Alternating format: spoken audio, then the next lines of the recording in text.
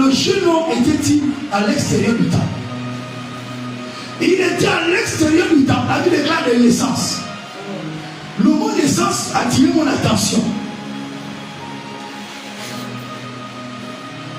De naissance. Le mot naissance ici renvoie, lorsque vous faites l'étude sur le mot, les expressions grecques, ça renvoie à la vie intérieure.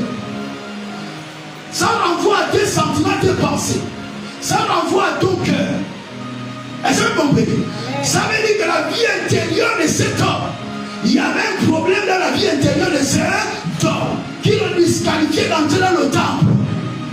Wow. Est-ce que vous comprenez?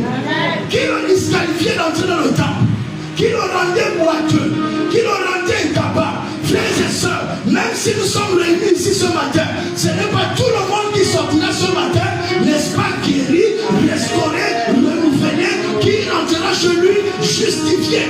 Pourquoi? Parce qu'en toi, il y a quelque chose de négatif.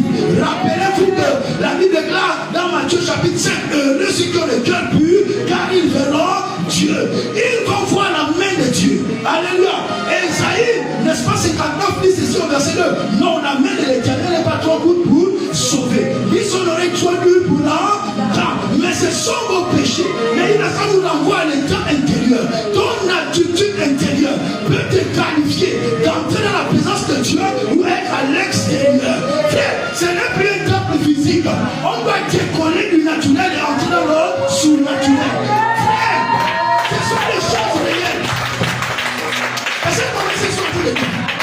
Dans le naturel, c'est la déception. Dans le naturel, tout est comme pollué. Voyez-vous, Jésus était monté sur la montagne. Pendant qu'il priait, la déclare qu'il fut transfiguré. En fait, Jésus a quitté la dimension naturelle. Dans la dimension naturelle, si un vêtement ne brille pas, dans la dimension naturelle, on peut te négliger. Tu n'es personne. Mais lorsque tu entres dans la dimension spirituelle, tu rencontres l'identité dans le monde spirituel. Tu vas comprendre cela, frère. Lorsque tu pries, tu n'es pas seulement sur la terre. Non, il y a plus que cela. Un jour alors que je jeûnais et priais, j'avais fait plus de 4 jours de jeûne et prière.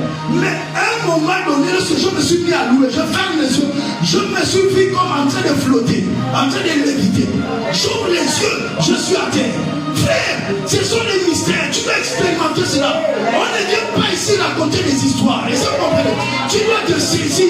Le temple, c'est la source de la guérison. Le temple est la source de la guérison. Pourquoi? Parce qu'il y a la présence de Dieu dans le temple. Jésus était devenu le temple. Voici pourquoi quiconque touchait Jésus pouvait être guéri.